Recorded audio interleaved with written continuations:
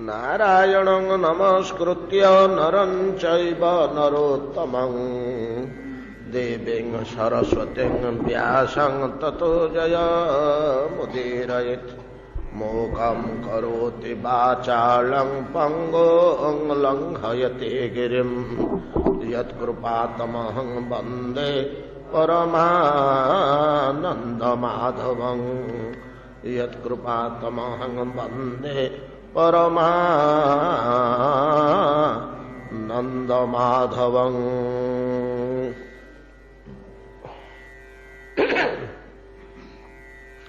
यत्कृपातमहं वन्दे परमानन्दमाधवं।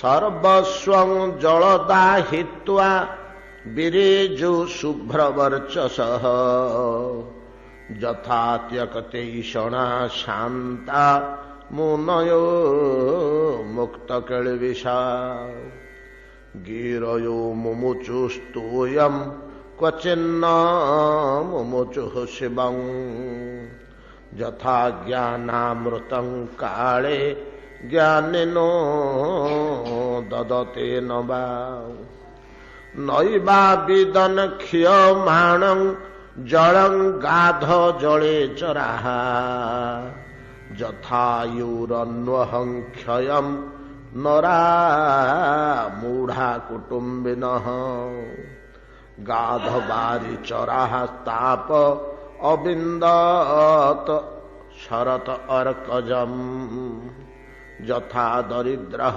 कृपणः कुटुम्ब्य विजितेन्द्रियः।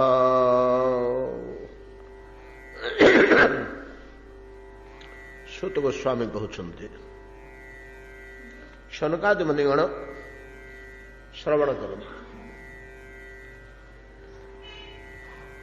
सनातन शास्त्र मानकरे विशेषकर अत्यंत गूढ़ शास्त्र मानकरे क्वचित खूब कम देखा जाए। विशेषकर जो स्थान रे तर्कर विचार विमर्श होछि सेठी ए शब्दटी देखियो को मिले। कौन ए शब्दटी निगूढ़ शास्त्र रे बहुत कम जहाँ देखियो को मिले। तर्क काल रे कीटाक्षर शब्दटी देखियो को मिले। कीटाक्षर कीटाक्षर कौन आगे शास्त्र सबू श्रुति आकार रे शुणी शुणी मन रखा होता। तेणु वेदर अन्य नाम होची श्रुति। उपनिषद गुड़ी को श्रुति बोली कहा जाए। श्रुति श्रुति दुविध शास्त्र आमर अच्छी। दंत्यस म फला रूप फला श्रुति से अलग शास्त्र। तालव्यस र फला हर्ष उकार श्रुति श्रुति श्रुति स्मरणरु श्रुति श्रवणरु श्रुति श्रुति श्रुति। ए श्रुति नामटी कहीं वेद उपनिषद करा जाइछे ना याकू शुणी शुणी मन रखा होता। एगुड़िक दुर्लभ शास्त्र ऋषि मानकर बहु कष्टोपार्जित कष्ट लब्ध बहु साधन लब्ध सार सिद्धांत वाक्य एवं एगुड़िक त्रिकाल सत्य भगवान को तुल्य सत्य ए वाक्यावली। तेणु आपको मन रखिदेव हम श्रुति शुणी शुणिक मन रखा होता। तेणु या सूत्राकार रे लिखा होता छोट छोट वाक्य 5टी 7टी 10टी अक्षर भितर जमी आम से दिन आलोचना करते जन्माद्यस्य जतो गोटे सूत्र जतो बा इमानि भूतानि जायन्ते। वैद्य शास्त्र कहतु व्याकरण शास्त्र कहतु आध्यात्मिक शास्त्र कहतु दर्शन 6टाक सूत्र ना प्रथम सूत्र द्वितीय सूत्र तृतीय सूत्र सूत्र हो छोटिया छोटिया हो ताको फिटेई बसिले बहुत रहस्य ता भितर बाहर से काल विद्वान मान भितर गोटे वाक्य प्रचलन थिला मितंच सारंच मितंच बाग्मिता वाक्शक्ति संपन्न बोली क्या कह जी अल्प अक्षर रे बहुत भाव प्रकाश करें मितंच अल्प सारंच उत्कृष्ट जिनिष ताकू बाग्यमिता बोली कह जाए सूत्राकार लिखुले तार परवर्ती काल रे जो मेधाशक्ति कमी आसला जुगानुसारे कालानुसारे आ श्रुति शक्ति रहिलानी श्रुतिटा निर्भर करे काहा उपरे बाक मध्य निर्भर करे काहा उपरे बाग्यमिता ब्रह्मचर्य आश्रम उपरे ब्रह्मचर्य आश्रम यदि सुदृढ़ थिबो ताले मेधा ओ स्मरण श्रुति ये बलिष्ठ हो या हो कालक्रमे जो ब्रह्मचर्यर शिथिलता घटला सत्य पर त्रेतादि जुगरे एमाने आउ शुणिकी मन रखि पारलेनी लिपि लिपि निर्माण होला लिपि निर्माण प्रक्रिया गभीर व्याकरण शास्त्र रे कोठी लुप्त आकार रे अछि केही जानु नाहंती आजिकाली आमे वर्तमान केवल पाणिनि व्याकरण गोटे व्याकरण पाउछे पाणिनिंकर चर्त सुधारे आपण पढ़िबे गोटे अर्थर दु तीन प्रकार अर्थ कले बड़वा आज थरे गोटे जगार जड़े प्रवीण पंडित से थे आज्ञा ये तो व्याकरण शास्त्र विरोध होला पाणिनि अमुक जगार अमुक लिखिं बड़वा आज सिद्ध पुरुष गुड़ा भी जानूे परा छटी व्याकरण शास्त्र नाम उल्लेख कले से छटार पांचटा ही कान के शुणी मिछ कहले कि कौन के जानी भूते देले एमती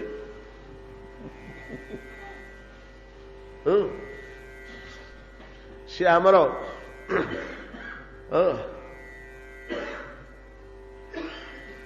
परात्पर गुरु माने प्रपितामह आमे ताको मिछुआ बोली कहि परिबु एले पांचटी सब व्याकरण को काल गर्भरे विलीन हो गलानी बाबू बुझे देले बड़ बाबू पाणिनिर किछि अंश आम पाखरे वर्तमान अछि समुदाय मध्य नाही अमर सिंह आ पाणिनि कालीर लोक एककालीन अमर कोश लिखिं अमर सिंह भाषा उपरे विद्यमान दुईट अद्भुत मस्तिष्क आर्यावर्तर गोटे अमर सिंह आ गोटे पाणिनि जड़े व्याकरण लिखिले जड़े शब्दावली लिखिले अमर कोश पाणिनिंकर खूब कम अंश बर्तमान आम पाउचे से अनेक अंश लुप्त हो गलानी बाकी सब बड़ बड़ व्याकरण पूर्ववर्ती व्याकरण मान व्याकरण तो वेदर गोटे अंग आजिकालिका जिनस नुहे छंद निरुक्त व्याकरण ज्योतिष छंद निरुक्त व्याकरण ज्योतिष प्रथम दिन शिक्षा कल्प ये छटा हला वेदर अंग आपको वेदांग कह जाए ये छटी अंगरे जे विद्यमान राजा माने ताकू टाइटल देथिले षडंगी वेदर छटा अंगरे ये धुरंधर हो षडंगी बोली से माने उपाधि पाउथिले जा हो एमती अनेक व्याकरण रही से सब व्याकरण लुप्त आजिकाली परवर्ती काल रे श्रुति जोगु ए सब जो लुप्त हो गला शुणी शुणी आ मन रखि पारलेनी लिपि व्यवस्था हला से लुप्त व्याकरण मानकरे रहिछि लिपि केमिति तैयारी होला अ आ क ख च म ट ग इत्यादि अक्षर आखि बुझिकरी सेमती तैयारी कर देना आखि बुझिकरी से भाया तैयारी करना यार रही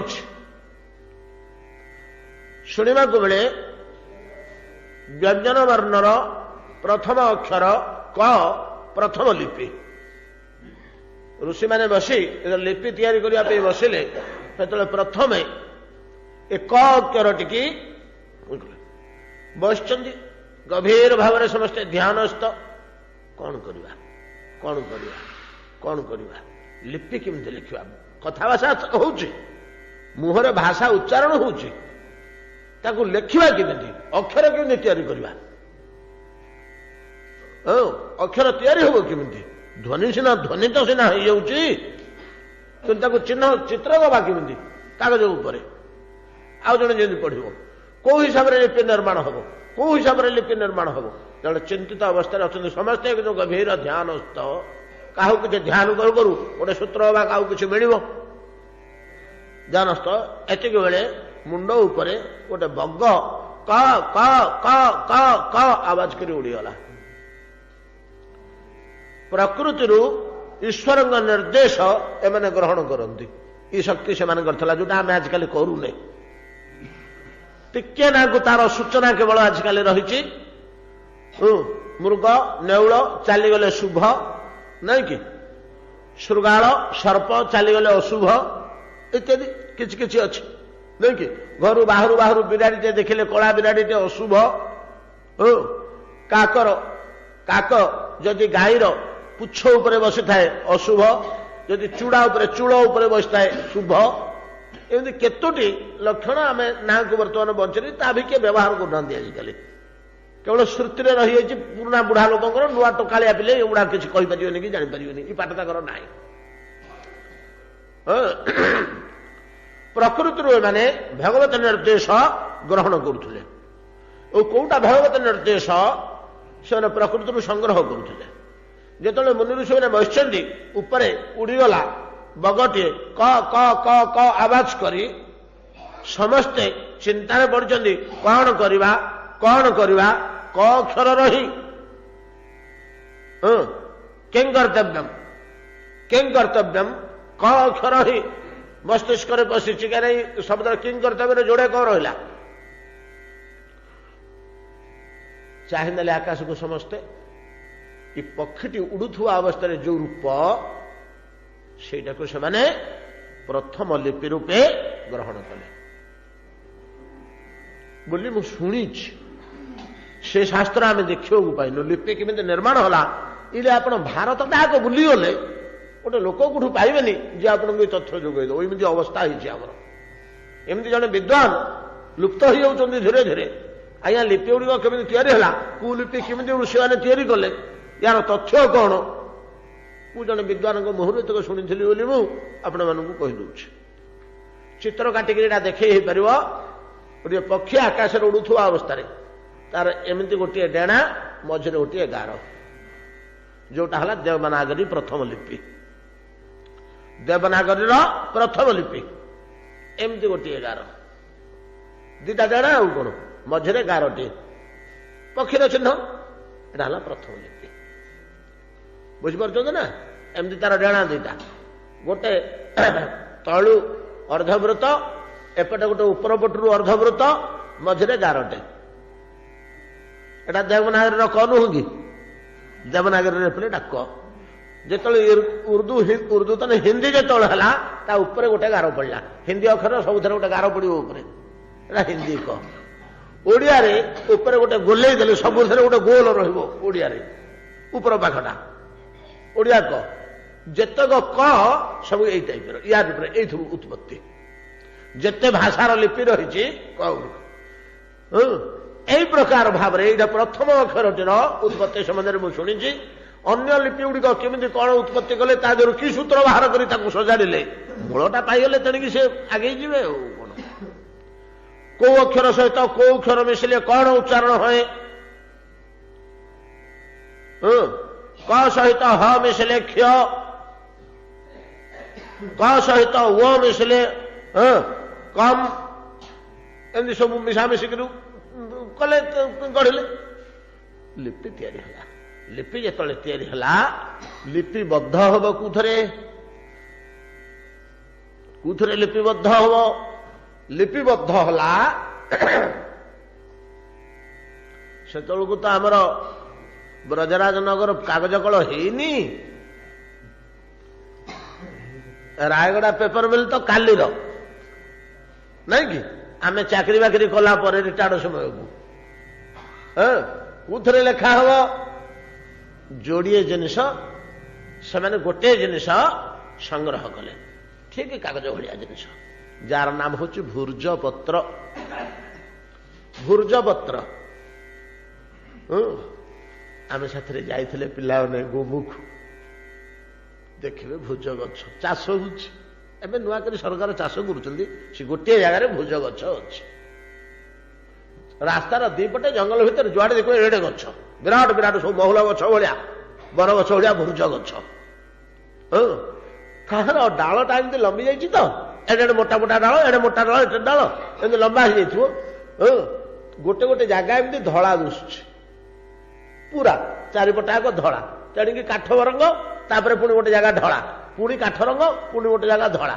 ସେଠି ଘୋଡା ଅଟକେଇକିରି ସେ ଆମକୁ ଘୋଡା ସବାର ଦେଖେଇଦେଲା, କି ଏଇ ଆଜ୍ଞା ଦେଖନ୍ତୁ ଏଇଟା ଭୁର୍ଜ ଗଛ। ଏଠି ସରକାର ହେଇଠି ସେପଟେ ଭୁର୍ଜ ଚାଷ କରିଛନ୍ତି, ଏ ପାହାଡରେ ଏଗୁଡାକ ସବୁ ଜଙ୍ଗଲ ଭିତରେ ପଡୁଛି।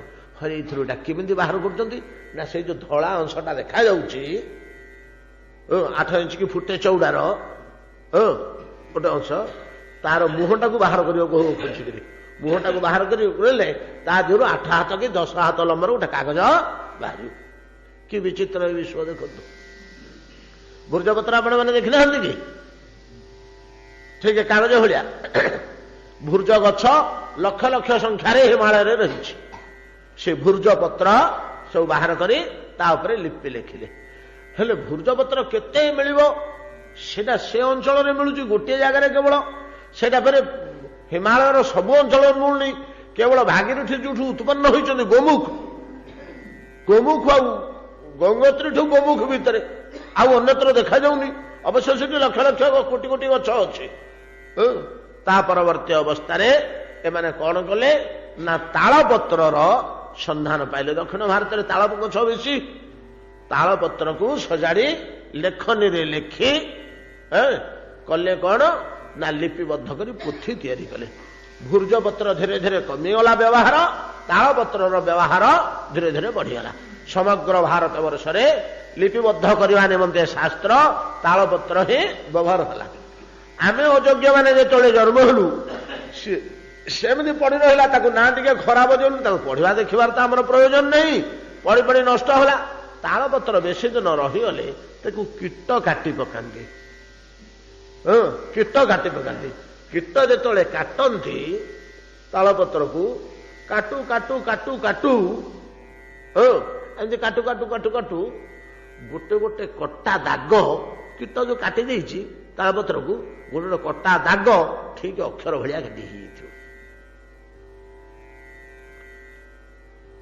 ଗୋଟେ ଗୋଟେ କଟା ଦାଗ ଠିକ କଟା ଅକ୍ଷର ଭଳିଆ ପ କି ଚ ଅକ୍ଷର ଆକୃତିରେ କାଟି ହେଇଯାଇଥିବ। ଠିକ ଅକ୍ଷର ସହିତ ମିଶି ଯାଉଥିବା କଟା ଦାଗଟା, ଯୋଉଟାକୁ ଦେଖିଲେ ଆମେ ପଢିବା ଏଟା ମ ନାଇଁ କି, ଏଟା ଡ ପଢିବା, ସେ ଅକ୍ଷରଟାକୁ କୁହାଯାଏ କୀଟାକ୍ଷର। କୀଟାକ୍ଷର ନ୍ୟାୟ ଶାସ୍ତ୍ରରେ ଗୋଟେ ବାକ୍ୟ ରହିଛି କୀଟାକ୍ଷର ନ୍ୟାୟ। କିନ୍ତୁ ବିଭିନ୍ନ ପ୍ରକାର ନ୍ୟାୟ ରହିଛି, କିନ୍ତୁ କୀଟାକ୍ଷର ନ୍ୟାୟ ଗୋଟେ ରହିଛି। କୀଟାକ୍ଷର ନ୍ୟାୟ କହିଲେ କୀଟ କଣ ପାଠ ପଢିକିରି ଅକ୍ଷର ଘୋଷି ସାରଙ୍କ ପାଖରେ ଲେଖିଛି। କୀଟ କଣ ପାଠ ପଢିକିରି ଜାଣି ଶୁଣିକିରି ଅକ୍ଷର ଲେଖିଛି କି? ସିଏ ତାର କାଟି ବଳଉଛି। କୋଟି କୋଟି କଟା ଭିତରୁ ଗୋଟେ ଅକ୍ଷର କେମିତି କଣ ହେଇକିରି ମ ଭଳିଆ କଟି ଯାଇଛି। ସେଟା ମ ଭଳିଆ ଦେଖାଯାଉଛି, ମ ତ ହେଇଛି ଆଉ ଆମେ ସେଟାକୁ ମ ବୋଲିକିରି ପଢିଲୁ। ଇ କୀଟଟା ଭଲ ଅକ୍ଷର ଲେଖି କରୁଛି ରେ, ବଢିଆ ବେଶୀ ପାଠ ପଢିଛି ବୋଧେ, ନାଇଁ କି? କୀଟ ପାଠ ପଢିଛି, ଜାଣି ଶୁଣିକିରି ଅକ୍ଷର ଲେଖିଛି, ମ ଲେଖିବି ବୋଲି ଯୋଜନା କରିକିରି ଲେଖିଛି। କାଟୁ କାଟୁ କାଟୁ କାଟୁ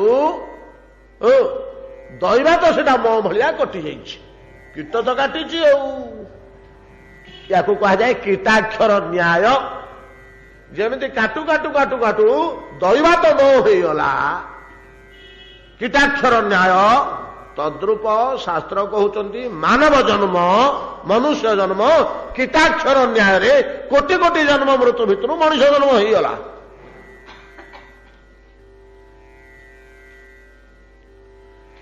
ମାନବ ଜନ୍ମ ମୁଁ ପାଇବି ବୋଲି ଚେଷ୍ଟା ଯତ୍ନ କରି କେହି ମଣିଷ ହେଇପାରି ନାହିଁ। ଥରେ ଆମର ଏଠି ଆଲୋଚନା ହେଇଥିଲା ଏ ବିଷୟରେ। ଗୋଲୋକକୁ ଯିବାକୁ ଉପାୟ ଅଛି, ବୈକୁଣ୍ଠକୁ ଯିବାକୁ ଉପାୟ ଅଛି, ନାଇଁ କି? ସ୍ୱର୍ଗକୁ ଯିବାକୁ ଉପାୟ ଅଛି, ବାକି ସବୁ କର୍ମ ଶତ୍ରୁକୁ ଜୟ କରିବାକୁ ଉପାୟ ଅଛି, ବିଦ୍ୟା ଲାଭ କରିବା ପାଇଁ ଉପାୟ ଅଛି, ମନ୍ତ୍ର ଅଛି। ନୀଳ ସରସ୍ୱତୀ ମନ୍ତ୍ର ଆପଣ ଯଦି ଜପ କରିବେ ବିଦ୍ୱାନ ହେଇଯିବେ, କବି ହେଇଯିବେ। ରାମ ତାରକ ମନ୍ତ୍ର ଜପ କରିକିରି ମହାନ କବି ହେଲେ ସମ୍ରାଟ ଉପେନ୍ଦ୍ର ଭଞ୍ଜ, କବି ସମ୍ରାଟ। ସବୁ ପାଇଁକି ଉପାୟ ଅଛି, କିନ୍ତୁ ମଣିଷ ଜନ୍ମ ଆର ଜନ୍ମକୁ ହେବି ମଲା ପରେ ମୁଁ କି ଉପାୟ ଅଛି ଦେଖନ୍ତୁ ତ? ଗୀତାରେ କିଛି କୁହାହେଇଛି? ଆରେ ଏଇ ମନ୍ତ୍ର ଜପ କରିକି, ଯଜ୍ଞ କରିକି, କର୍ମ କରିକି, ସାଧନା କରେ ଆର ଜନ୍ମକୁ ମଣିଷ ହବୁ? କୌଣସି ଯଜ୍ଞ, କୌଣସି ମନ୍ତ୍ର, କୌଣସି ସାଧନ, କୌଣସି ମୁଦ୍ରା, କୌଣସି ଦାନ ଅଛି? କିଛି ନାହିଁ। କୀଟାକ୍ଷର ନ୍ୟାୟରେ ଜୀବ ମନୁଷ୍ୟ ଦେହ ଲାଭ କରେ। ପ୍ରକାରାନ୍ତରେ ବୈଷ୍ଣବ ଜଗତରେ କୁହାଯାଏ ଏଇଟା ଜୀବ ପ୍ରତି ବିଭୁ କୃପା। ଠାକୁର କରୁଣା କରି ଦେଇଛନ୍ତି, ନାଇଁ କି? କୀଟ କାଟୁ କାଟୁ ଯୋଉଟା ମ ଭଳିଆ ହେଇଗଲା, ଯୋଉ କଟାଟା, ହେଟା ବିଭୁ କୃପା ବୋଲି କହିବାକୁ ହବ ନା? ଈଶ୍ୱର ଇଚ୍ଛାରେ ଏଇଟା ହେଇଯାଇଛି। ଆଉ ଈଶ୍ୱର ଇଚ୍ଛା ମିନ୍ସ ଆପେ ଆପେ ଯୋଉଟା ହେଇଯାଉଛି, ଯୋଉଟାର କିଛି କାରଣ ନାହିଁ, ସ୍ୱୟଂ ସମ୍ଭୂତ, ନିଜକୁ ନିଜେ କେମିତି କଣ ହେଇକି ଗୋଟେ ହେଇଯାଇଛି କୀଟାକ୍ଷର ନ୍ୟାୟରେ, ହଉ ହଉ ହେଇଯାଇଛି।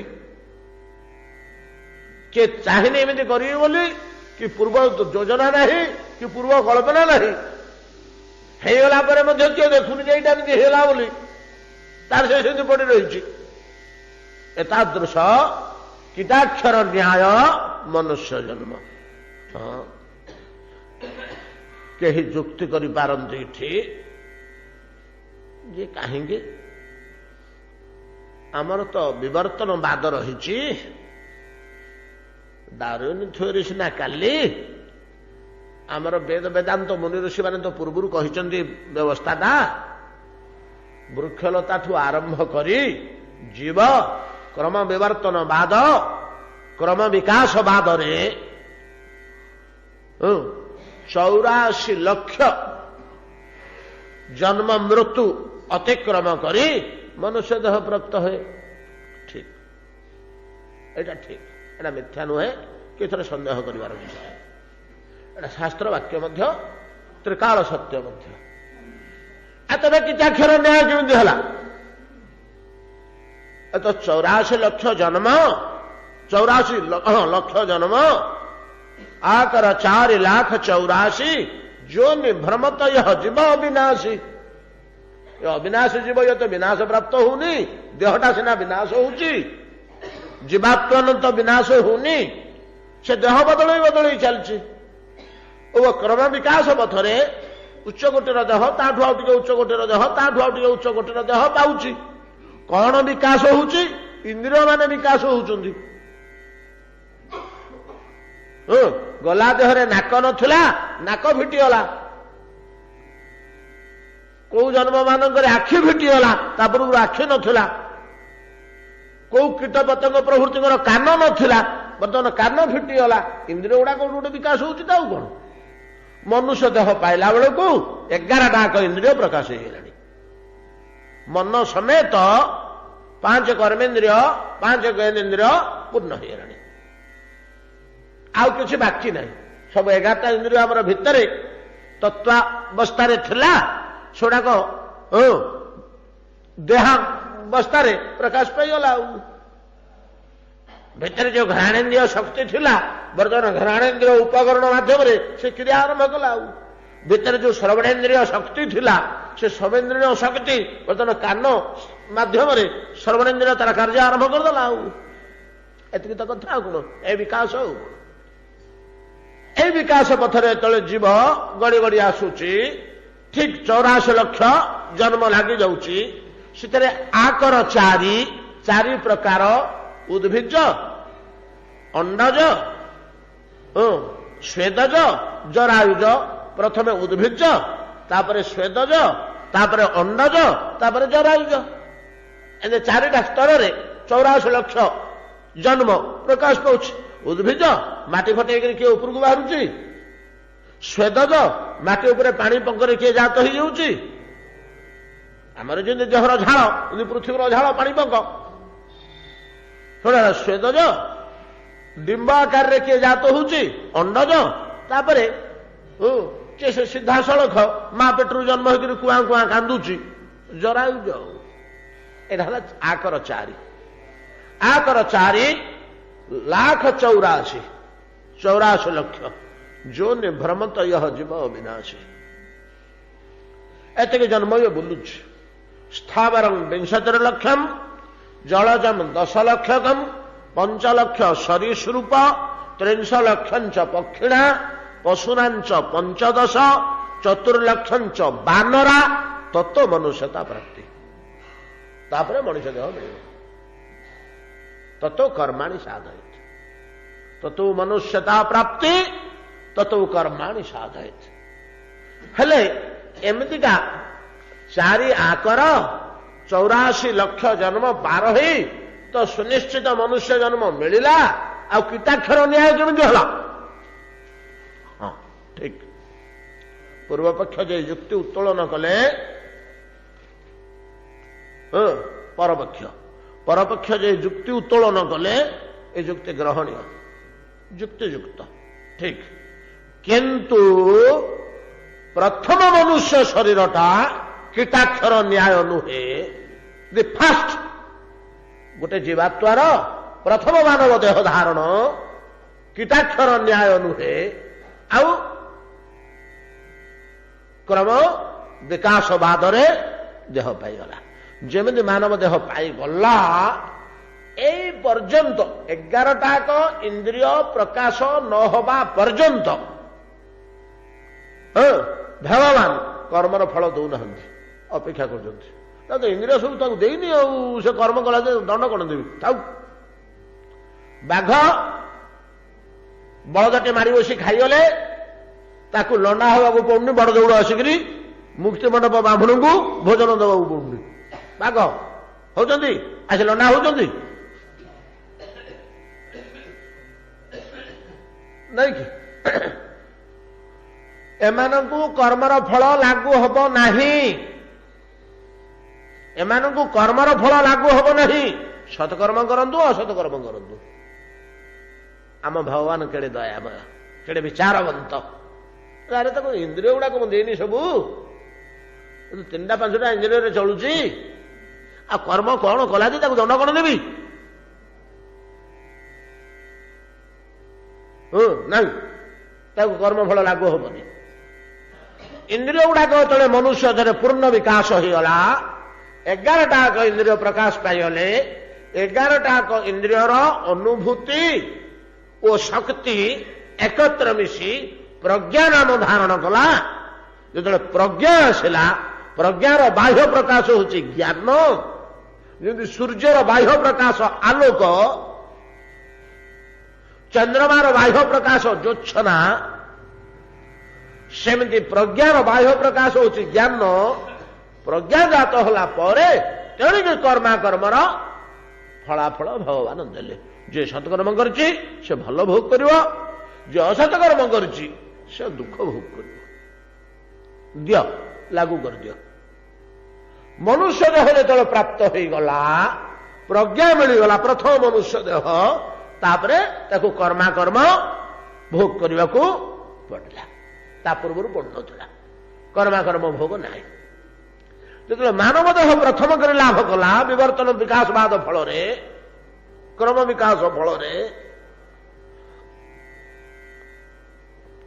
चतुर्लक्षम च बानरा तत्व मनुष्यता प्राप्ति तत्व कर्माणी साधयति कर्म आरंभ होला। कर्म आमे वर्तमान जहाँ करुचे कौन से कर्मटा आमे विचार करी करुचे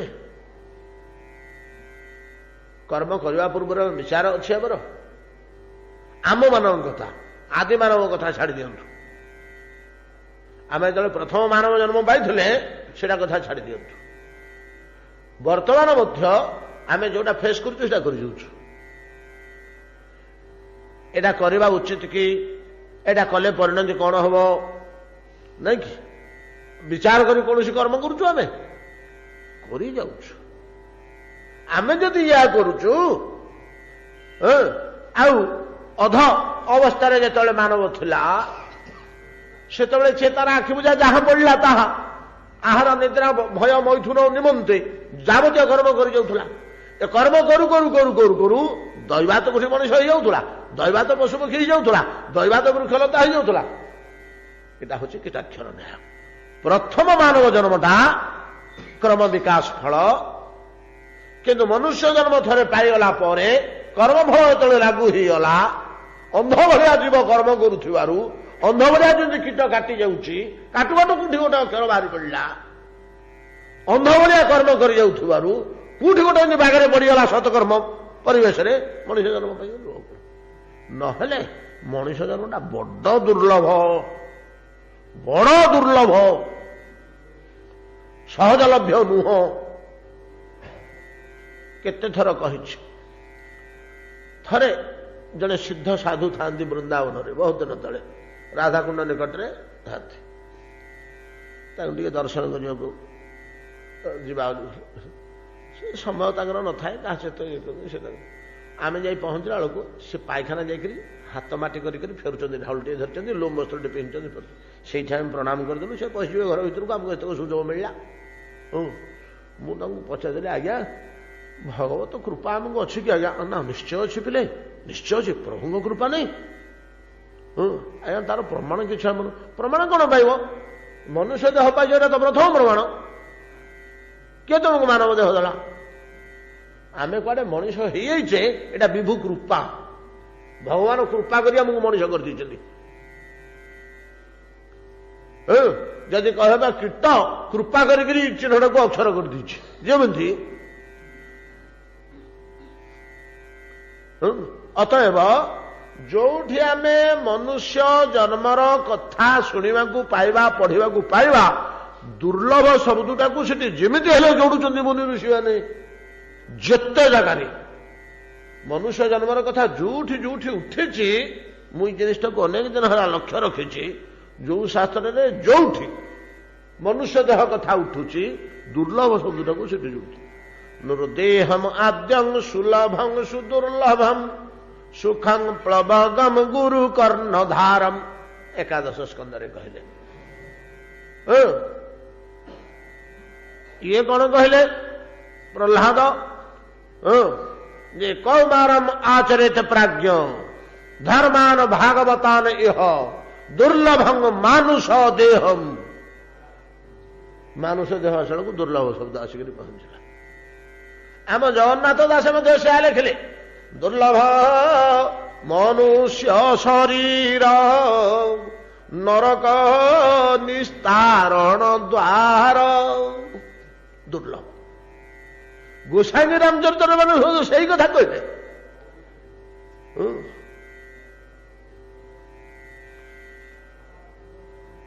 बड़े भाग मानुष तनु पावा बड़ भाग्य इटा मिल बड़े भाग मानुष तनु पावा सुर दुर्लभ सब ग्रंथ निगावा साधन धाम मोक्ष कर द्वारा ମୁଖ୍ୟର ଦ୍ୱାର ମୁହଁ ଏଇଟା ମଣିଷ ଦେହଟା ମୁଖ୍ୟର ଦ୍ୱାର ମୁହଁ ସାଧନ ଧାମ ମୋକ୍ଷକର ଦ୍ୱାର କଣ ପାଇଁ ଦେହଟା କୁ ଏଡେ ଦୁର୍ଲଭ ଦୁର୍ଲଭ ସମସ୍ତେ କହୁଛନ୍ତି ହୋ ଆମେ ତ ଆଉ ଉପକ୍ରମଣିକାରେ ରହିଯିବା ବୋଧେ ବିଷୟବସ୍ତୁକୁ ଯାଇପାରିବାନି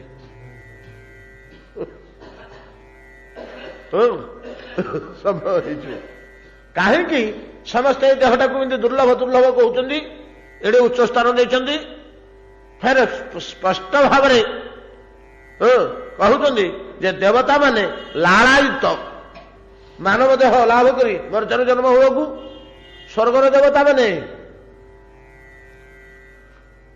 ଶାସ୍ତ୍ରରେ ଏଟା ରହିଛି ସ୍ୱର୍ଗର ଦେବତା ମାନେ ସେମାନେ ଅବଶୋଷ ପ୍ରକାଶ କରୁଛନ୍ତି ଆହା ଆମେ ମର୍ତ୍ତ୍ୟରେ ମନୁଷ୍ୟ ହେଇଥାନ୍ତୁ କି ହରିଭଜନ କରି ଇ ଦୁଃଖରୁ ଉଦ୍ଧାର ହେଇ ପଳାନ୍ତୁ ଉପରକୁ ସେଇଥିପାଇଁ ଯେ ହିଂସାରେ ଯେ ଲୋକେ ତପ ଆଚରନ୍ତି ଦେବେ ତାହାଙ୍କୁ ବିଘ୍ନ ଚିନ୍ତି ଆମ୍ଭର ସଙ୍ଗ ଛାଡ଼ି ଏ କିମ୍ବା ଯିବ ବିଷ୍ଣୁ ଲୋକେ ଆମେ ଯାଇପାରିବୁ କାହିଁ ପଳେଇବ ଗୋଡ ଭିଡନ୍ତି ପଛରୁ ତଳୁ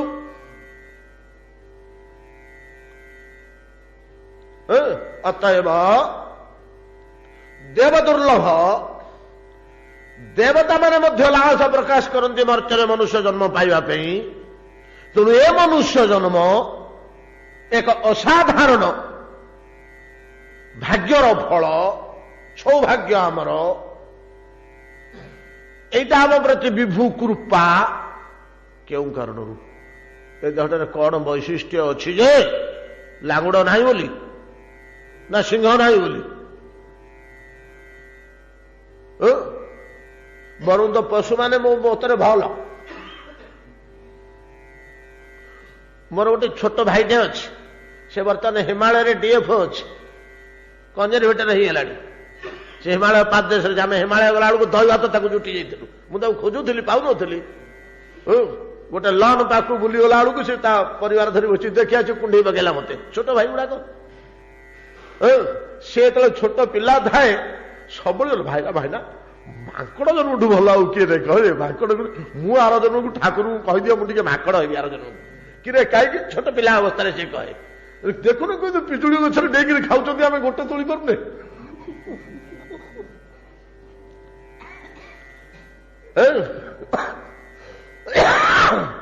ମୋ ଜନ୍ମରେ ପଶୁ ଜନ୍ମ କାହିଁକି ଭଲ ଆମର ଯୋଡେ ଗୋଡ ବୋଲି ଆମେ ଖସିକିରି ଆଡେ ସାଡେ ପଡି ଯାଉଛେ ଚାରିଟା ଗୋଡ ଥାନ୍ତା ବୋଲି ଆଉ ପଡନ୍ତନି ବେଶୀ ବୁଢା କାଳରେ ଗୋଡ ଖସିକିରି ପଡିକିରି ଜଙ୍ଘ ଭାଙ୍ଗୁଛି ଅଣ୍ଟା ଭାଙ୍ଗୁଛି ଚାରିଟା ଗୋଡ ଥିଲେ ଆଉ ପଡି ହଅନ୍ତାନି କାହିଁକି ମନୁଷ୍ୟ ଜନ୍ମକୁ ଅନ୍ୟାନ୍ୟ ଜନ୍ମ ଅପେକ୍ଷା ଏତେ ଉଚ୍ଚ ସ୍ଥାନ ଦିଆଯାଇଛି ନା ଭଗବାନଙ୍କର ବିଶାଳ ସୃଷ୍ଟିରେ ଅନନ୍ତ ଜୈବିକ ବ୍ୟବସ୍ଥା ମଧ୍ୟରେ ଏଇ ଦେହଟାରେ କେବଳ ଏଇ ଦେହଟାରେ ନ ତୁ ଦେବତା ଦେହ କେବଳ ଏଇ ଦେହଟାରେ ଗୋଟେ ବ୍ୟବସ୍ଥା ରହିଛି ଏକ୍ସଟ୍ରା ବ୍ୟବସ୍ଥା ରହିଛି ସେ ବ୍ୟବସ୍ଥା କଣ ନା ଈଶ୍ୱର ପ୍ରାପ୍ତି କେବଳ ଏଇ ଦେହଟାରେ ହବ ଅନ୍ୟ ଦେହରେ ହେଇପାରିବନି ଭଗବତ ପ୍ରାପ୍ତି ଈଶ୍ୱରଙ୍କୁ ପାଇବା କର୍ମଜଞ୍ଜାଳରୁ ଉଦ୍ଧାର ହୋଇଯିବା ସଂସାରରୁ ମୁକ୍ତ ହୋଇଯିବା ଦୁଃଖ ସାଗରରୁ ବାହାରିଯିବା କେବଳ ଗୋଟାକ ଦେହରେ ସମ୍ଭବ ଅନ୍ୟ ଦେହରେ ନାହିଁ এই ବ୍ୟବସ୍ଥାଟା ଭଗବାନ ଅନ୍ୟ ଦେହରେ ଖଞ୍ଜି ନାହାନ୍ତି এই ବ୍ୟବସ୍ଥାଟା କେବଳ ମାନବ ଦେହରେ ଖଞ୍ଜା ହୋଇଥିବାରୁ ଯଦି ଆମେ ମୃତ୍ୟୁ ପୂର୍ବରୁ କିଛିଟା ତାର ବ୍ୟବସ୍ଥା ନ କରିଦେବା ସମ୍ପୂର୍ଣ୍ଣ ନ ହଉ କିଛିଟା ଆରମ୍ଭ ହେଇଯାଉ ଈଶ୍ୱର ଅନ୍ୱେଷଣ କ୍ରିୟାଟା ଆରମ୍ଭ ହେଇଯାଉ ଏଟା ଆରମ୍ଭ ହୋଇଗଲେ ଆମେ ଆର ଜଣକୁ ଯାହା ହଉଛୁ ନା କାହିଁକି ସେ ଅନ୍ୱେଷଣ କ୍ରିୟାଟା ଅବ୍ୟାହତ ରହିବ ଯଦି ମୋଟେ ଆରମ୍ଭ ନ ହେଇଛି ତାହେଲେ ଅସୁବିଧା ଆରମ୍ଭ ହେଇକରି ଯଦି ଆମେ କିଛି ବାଟ ପଳେଇ ଯାଇଛେ ଆର ଜନ୍ମକୁ ଆମେ ଯୋଉଠି ପାଇବା ନହେଲେ 5 ଜନ୍ମ କି 7 ଜନ୍ମ ପରେ ତ ୟା ପାଇଁ ଗୋଟେ ଭଗବାନ ଏମିତି ପ୍ରାକୃତିକ ନିୟମ ରଖିଛନ୍ତି ପାର୍ଥ ନୈବେହ ନାମୂତ୍ର ବିନାଶ ସ୍ତସ୍ୟ ବିଦ୍ୟତେ सूचिनं श्रीमतम गेहे जोग भ्रष्ट विजायते तत्र तंग बुद्धि संयोगम लभते पौर्वदेहिकम पौर्वदेहिकम पूर्व देहरे से जतिक बाट ईश्वर अन्वेषण कर जाइतिला आउ गोटे मरिकी आउ गोटे जगार जन्म होला परे सेटा तार आपे आपे आसीଯିव बुद्धि की पूर्व जन्मर जतिक बाट से आगे जाइछि से अनुभूति से गति से स्थिति हेटा बुद्धि विकास होले 12 वर्ष जो शरीर में बुद्धिर विकास घटव 15-16 वर्ष बेलू से तार बाहरी आसव पूर्वजन्मर पौर्वदेहिकटा से स्टार्ट कर गति हो यौवन प्रारंभ में 15-16 वर्ष उद्दाम यौवन जिते से यौवन थिबा पर्यंत 30-35 वर्ष पर्यंत दौड़िकी जिते बाट पलैला पलैला आउे जाइ हेनी गतिटा 30-35 पर्यंत अग्रगति 30-35 पर्यंत हाँ हबनी बोली कही हबनी जदि किए से 80 वर्ष कि 70 वर्ष बयस 16 वर्षर बालक भाया चेष्टा जत्न आगे गला 16 वर्षर जो एक्टिविटीज जो मानसिकता जो एकाग्रता जो निष्ठा सेटा जदि किए 80 वर्ष ग्रहण कला कार्य बोले 16 वर्ष बालक भाया आसीज किंतु प्रायश कम 30-35 पर्यंत आगे 30-35 वर्ष पर ए गति धीमा हो परमार्थ दिगरे भल आगे हेनी देह त्याग कला अन्वेषण प्रक्रिया तो आगे ईश्वर अनुसंधान प्रक्रिया आगे पुणी देह परिवर्तन होला पुणी देह परिवर्तन हेले जो 12-14 वर्ष हो तत्र तंग बुद्धि संयोगम लभते पौर्वदेहिकम फेर पाइला पूर्वजन्मर से गति पाई फेर से आगे गला 5-7 जन्म 10 जन्म पर भगवत चरणार बिंदरे पहुंची जावार सौभाग्य मिल ये हूँ पथ मनुष्य सृष्टि हाँ मनुष्य जन्म पाइब जदि कर्म किसी अपकर्म हो जाए 2-3 जन्म पशु पक्षी कीट पतंग है जेहेतु पौर्वदेहटा नष्ट हेनी पार्थ नैवेह नामूत्र विनाश शस्य विद्यते सेटा थुआ अपकर्मटा 2-3 जन्म पशु पक्षी भोग होगा फिर मनुष्य देह होकर आरंभ हो बुझिपारे ना मनुष्य पर मनुष्य जदि अपकर्म किसी नथिबो ताले हो मनुष्य पर मनुष्य जदि अपकर्म किसी नथिबो आपन देह कौन करुच्ची गोटे जदि आमको जर पशिगला भितर प्रथम रोगटा को दूर कर पुष्टि साधन कर पुष्टि साधन कर्म प्रथम नुह देहर प्रथम कर्म है रोग दूरीकरण नहीं कि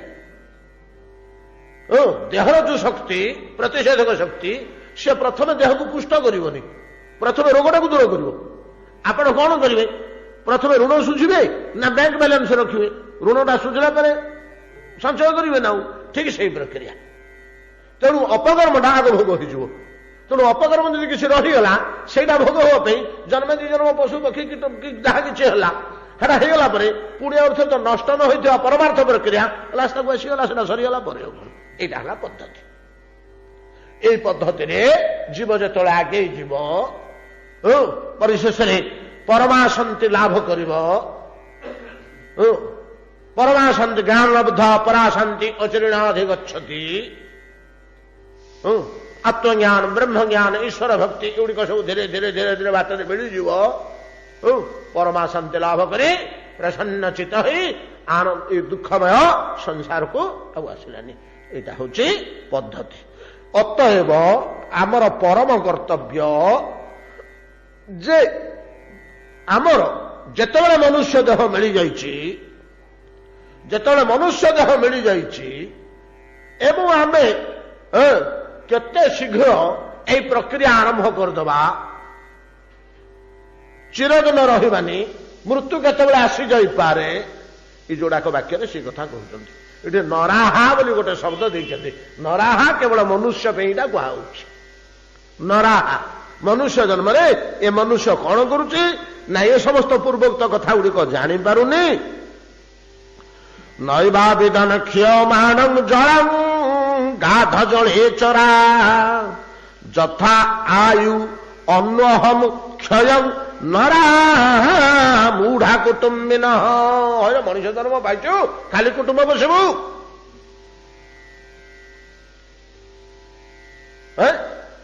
ଭାଲୁ ହେଇ ଯେତେବେଳେ ଜନ୍ମ ହୋଇଥିଲୁ କୁଟୁମ୍ବ ବସୁନଥିଲୁ, ତୁ ସାପ ହେଇ ଯେତେବେଳେ ଜନ୍ମ ହୋଇଥିଲୁ କୁଟୁମ୍ବ ବସୁନଥିଲୁ, ତୁ ବାୟା ଚଢ଼େଇ ଯେତେବେଳେ ଜନ୍ମ ହୋଇଥିଲୁ କୁଟୁମ୍ବ ବସୁନଥିଲୁ, ତୁ ଏଣ୍ଡୁଅ ହେଇକରି ଯେତେବେଳେ ଜନ୍ମ ହୋଇଥିଲୁ କୁଟୁମ୍ବ ବସୁନଥିଲୁ, ନା ମାଛ ହେଇ ଯେତେବେଳେ ଜନ୍ମ ହୋଇଥିଲୁ କୁଟୁମ୍ବ ବସୁନଥିଲୁ?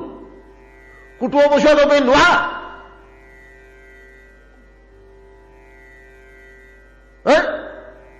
ଯେ ସେଇଥିରେ ଲାଗିଛୁ? ହଉ ବସୁଥା, ଆଜ୍ଞା ଅଭ୍ୟାସ ବଢିଯାଇଛି ବହୁତ ଦିନର। ଆଉ ଠିକ, ଅଭ୍ୟାସର ଗୋଟେ ପ୍ରଭାବ ଅଛି। 84 ଲକ୍ଷ ଜୋନିରେ କୁଟୁମ୍ବ ପୋଷି ପୋଷି ସେ ଅଭ୍ୟାସ ବଶତଃ ଯଦିଓ ଆମକୁ କୁଟୁମ୍ବ ପୋଷଣଟା ହିଁ କରିବାକୁ ପଡୁଛି, ସେ ରୁଚିଟା ଆମେ ଛାଡି ପାରୁନୁ। ତା ସହ ମନୁଷ୍ୟ ଦେହର ଦିବ୍ୟ ଜ୍ଞାନ ଆଧ୍ୟାତ୍ମିକ ଚେତନା ତ ଅଛି। ସାଢେ 23 ଘଣ୍ଟା ନେଲେ ଏଆଡେ 1 ଘଣ୍ଟା ଦେ। କୁଟୁମ୍ବ ପୋଷଣରେ 23 ଘଣ୍ଟା ଗଲେ ମଧ୍ୟ 1 ଘଣ୍ଟା ପରମାର୍ଥ ଚେତନା ଜାଗ୍ରତ କରିବା ପାଇଁ ବ୍ୟୟ କର। ଲକ୍ଷ୍ୟ କରିପାରୁନୁ? ଉଣା ହେଉଛି ଦିନୁ ଦିନ ଆୟୁଷ। ଆଉ ଏଣିକି ଅଛି କେତେ ବୟସ ହିସାବ କରୁନୁ? 80 କି 85 କି 90 ପର୍ଯ୍ୟନ୍ତ ବଡ ହେଲେ ମୁଁ ବଞ୍ଚିବି। 100 ବର୍ଷ ନ ହେଇପାରେ, ମତେ 72 ହେଇଗଲା।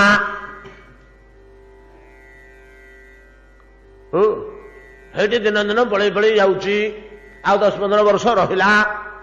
ଶେଷ 90 ଯଦି ବଞ୍ଚିବା କି 85 ବର୍ଷ ଯଦି ବଞ୍ଚିବା, ଶେଷ 10 ବର୍ଷ ଛାଡ଼ି ଦେଇଥାନ୍ତୁ। କାହିଁକି ନା ହସ୍ପିଟାଲ ଡ୍ୟୁଟି ଅଛି।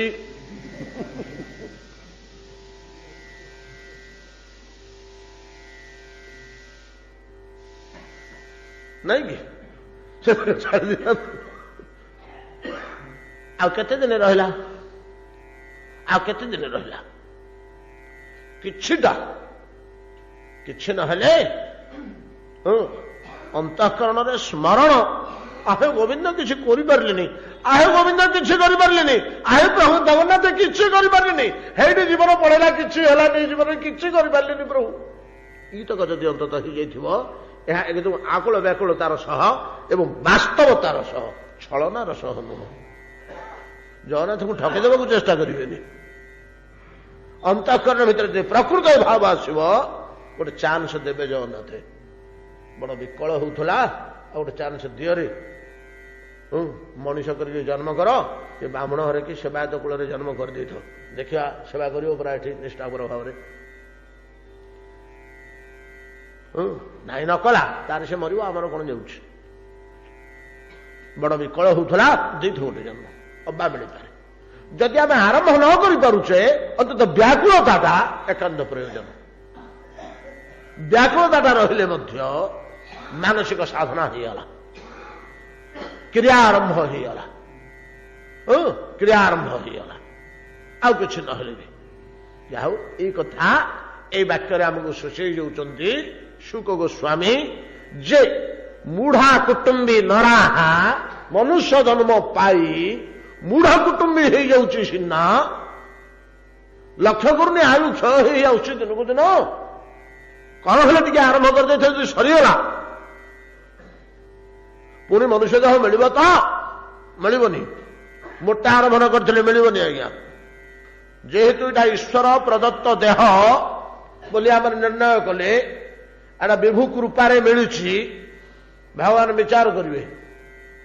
ଆପଣ 5,000 ଟଙ୍କା ପୁଅକୁ ଦେବେ,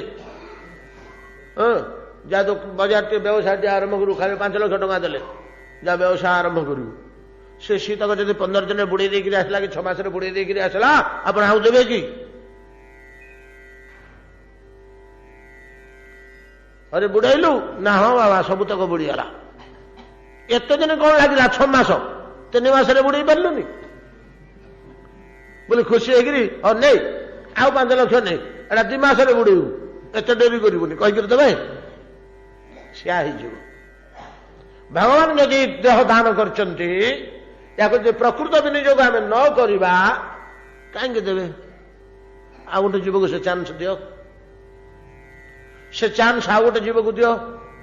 दिया तू कौन कलु रे देख देख तार लिपिबद्ध होकर तो सब रोचे सबुड़ाक लिपिबद्ध नहीं कि आमर कर्म कर्माणी गुड़िक जहा प्रकाश करुचे जहा गोपन करुचे सबुड़ाक डीटीपी हो जाऊँगी फिड हो जाऊँगी नेचुराल कंप्यूटर रे नहीं कि से गोटे ये सुपर आम बर्तमान सुपर कंप्यूटर तैयारी करुचे भगवान पूर्व तैयारी कर रखिंट supreme supercomputer ultra supercomputer ताधर फिड हो सब सबुतक जमलोकर दर्पण में दुषिब से सुईच टिपिदेले सुई टिपिदेले अमुक गाँ अमुक साई अमुक लोकर पुआ अमुक टिपिदेले सुईच बाहरला तार जीवन जाकर कर्म सब लिपिबद्ध हो सबुडाकर रेकर्ड रोचे जो देखीदे से दायित्व भगवान निजे नहीं ना जम को देते तुम यहाँ देख दब निजे कले बा विचार करते कि आम गोड़ हाथ धरी कानते कहते प्रभु आउ भल करदे आउ करी देखो जम कहे मुझे कौन करी जहाँ अर्डर ना आईन ना मालिक तो लिखिदी या मुझे करदेवी तो अलग कि मो चाकरी नबू ना कौन जा कुकुर हो कुकुर भाया जीवन बितेक आसलु जा कुकुर हो अतएव आमको मृत्यु दूर थाऊ थाऊ एटा भागवत स्पष्ट भाव में कहते जाबत मृत्यु अच्छी दूरे सुंदर जुबा कले बरे साधिब सकल संपद जन्हे मेड़िब विष्णु पद जावत मृत्यु अच्छी दूरे जो देहर बल अच्छी बयस अच्छी मन उद्दाम अच्छी से जिते आरंभ कर थोड़े बाट आगे थोड़े बाट आगे जहा शेष जीवन में प्रक्रियाटा आरंभ कर दिया गला तो मानव जीवन कंटिन्यूटी रहा एवं धीरे धीरे धीरे धीरे ये प्रक्रियाटा एमती गोटे जिनिस जे यहाँ व्याहत हुए ना आज्ञा सहजरे एटा आरंभ करते बोलिक असुविधा होची एटा जो जीवन में आरंभ होगला एटा बेसी व्याहत हेनी क्या भाव व्याहत है व्याहत हेले पुणी आउे स्वस्थान को फेरी गोटे वाक्य कहते केते मुनि ऋषि साधन पथर स्खलित हो पुनर्बार पथ को आसि वर्षा काल जल आविड़ होगला पुणी आउे स्वस्वरूप को फेरी पाला शरत काल में नहीं कि जो भ्रष्ट मुनि पुनर्बार जो पथ को फेरी आसती तो ये दुईटी महनीय वाक्य रहस्य लुचि रही गाध नैवा विदन क्षीयमाण जल गाध जड़े चरा जथायुरन्वहम क्षय नरा मूढ़ा कुटुंबिन गाध बारी चरा स्ताप अबिंदन शरदर कजं यथा दरिद्र कुपण कुटुंब अविजितेन्द्रिय दीटा वाक्य सुखदेव गोस्वामी आमर चेतना को आध्यात्मिक चेतना को जागृत कर दौरान कहते हे मानव गण मनुष्य देह पाई मृत्यु निकट ही आसूची भूली जाओ ना प्रतिदिन गोटे गोटे दिन गोटे गोटे दिन गोटे गोटे दिन आयुष कटि कटि जाऊँगी ईश्वर उपासना आरंभ कर दियो ईश्वर उपासना आरंभ कर दियो सत्कर्मानुष्ठान आरंभ कर दियो ईश्वर आड़ को सम्मुखीन हो जाओ ईश्वर दिग को पादे पादे अग्रसर हो क्षय हो जाऊँ दिन को दिन आयुष आउ बेसी दिन ना प्रथम श्लोक कहले द्वितीय श्लोक कहले जदि न जीव किछि न करिव जेतले पानी कमी आसीब भयंकर ताप अरे पानी गरम हो से गरम पानी छटपट होकर कलबल होती सकाल टी शीतल लगे तो संध्या बेलू पानी टी थंडा हो गला से राति आनंद में शोई पड़ दर सिझा ही आनंद में शोई पड़ा कैसे बारिशर गण शोई पड़ राति बीतीगला ସକାଳୁ ସକାଳକୁ ଆଉ ଦି ଆଙ୍ଗୁଳି କମି ଯାଇଛି ପାଣି, ସକାଳକୁ ଆଉ ଦି ଆଙ୍ଗୁଳି ପାଣି କମି ଯାଇଛି। ହଁ, ସୂର୍ଯ୍ୟ ଉଦୟ ହେଇଗଲେ କୌଣସି ମତେ ଆସ୍ଥା ବନ୍ଦ ପଳେଇଲା। ଯେମିତି 9ଟା ବାଜିଲା ପାଣି ଗରମ ହେବାକୁ ଆରମ୍ଭ କଲା। ଗରମ ହେବାକୁ ଆରମ୍ଭ କରି ଭୟଙ୍କର ଗରମ ହେଲା। ଧୀରେ ଧୀରେ ଧୀରେ 12ଟା ବେଳକୁ ଫୁଟୁଛି ଟକମକ। ହଁ, କାଲି ତ ଦର ସିଝା ହେଇଯାଇଥିଲା ମାଛ ବେଙ୍ଗ କଇଁଛ। ରାତିଟା ଟିକେ ଶୀତଳତା ପାଇଛନ୍ତି, ପୁଣି ଆଉ ଥରେ ସେ ଅବସ୍ଥା। ଆଚ୍ଛା, କାଲି ଅପେକ୍ଷା ପାଣି ଆଉ ଡିଗ୍ରୀରେ ଟେମ୍ପରେଚର ବେଶୀ, କାହିଁକି ନା କାଲି ଦି ଆଙ୍ଗୁଳି ବେଶୀ ଥିଲା, ଆଜି କମିଛି ନାଇଁ କି? ତାପ ସେତିକି, ଜଳ କମ। ଦିନକୁ ଦିନ ଦିନକୁ ଦିନ ଦିନକୁ ଦିନ ତାପ ବଢି ବଢି ବଢି ନୀତି କଲବଲ ହଉଛି। ମରି ହେଲେ ଯାଆନ୍ତା, ଗୋଟେ ଦିନରେ କାମ ତୁଟିଲା, ନାଇଁ ମରୁନି। ରାତିରେ ଟିକେ ଶୀତଳ ହେଇଯାଉଛି, ପୁଣି ଆଉ ଥରେ ଟିକେ ଆରାମ ହେଇଯାଉଛି, ସକାଳୁ ଫେରେ ଜଳାପୋଡା ଆରମ୍ଭ ହଉଛି। ଏତ ଅବସ୍ଥା ହବ। ଏ ଯେପରି ଅବସ୍ଥା ମତ୍ସ୍ୟ ଭୋଗ କରୁଛି, ଯଦି ଭଗବତ ପ୍ରକ୍ରିୟା ଉପାସନା ହରି ଉପାସନା ପ୍ରକ୍ରିୟା ଆରମ୍ଭ ନ କରିବ, ଏମିତିକା ଜଳି ପଡୁଥିବଟି। ଦିଦି ଆଙ୍ଗୁଳ କମିଲା ଭଳିଆ ତା ତଳକୁ ତା ତଳକୁ ତା ତଳକୁ ଅଧୋଗତି ଲାଭ କରି ପରିଶେଷରେ ପୁରା ସିଝି କଙ୍କାଳ ସାର ହେଇ ପ୍ରାଣ ଯିବ। ଦୈନିକ ଦୁଃଖ ଭୋଗ କରିବା ଅପେକ୍ଷା ଜଳଚର ଯେତେବେଳେ ପାଣି ଅଛି, ସେତେବେଳେ ନିକଟବର୍ତ୍ତୀ ଗଭୀର ଜଳାଶୟକୁ ଲକ୍ଷ୍ୟ କରି ଯଦି ପଳେଇ ଯାଆନ୍ତା, ପଳେଇ ଯାଆନ୍ତା, କୋଉଠି ଟିକେ କନେକ୍ସନ ଅଛି କି ନାଳିକା ଅଛି, ଅଳ୍ପ ପାଣି ପୁଚିପୁଚିଆ ଅଛି, ତା ଦେହରେ ପଳେଇ ଯାଆନ୍ତା, ବଞ୍ଚି ଯାଇଥାନ୍ତା। କିନ୍ତୁ ସେତକ ନ ଦେଖିବାରୁ ଦିନକୁ ଦିନ ଏଇ ଖାଲୁଟାରୁ ପାଣି କମୁଛି, ଏଇଟା ଲକ୍ଷ୍ୟ ନ ରଖିବାରୁ ଏ ଅବସ୍ଥା ଭୋଗ କଲା। ସେମିତି ଆମର ଆୟୁଷ ଦିନକୁ ଦିନ କମୁଛି, ଏଇଟାକୁ ଯଦି ଆମେ ଲକ୍ଷ୍ୟ ନ ରଖିବା, ତାହେଲେ ଏପରି ଅବସ୍ଥା ଭୋଗ କରିବା। ସମୟ ହେଇଗଲାଣି। ଆସନ୍ତାକାଲି ପରବର୍ତ୍ତୀ ବାକ୍ୟ ଦେଖିବା। ଏତିକିରେ ଆଜି ଭାଗବତ ବିଶ୍ରାମ କରନ୍ତୁ।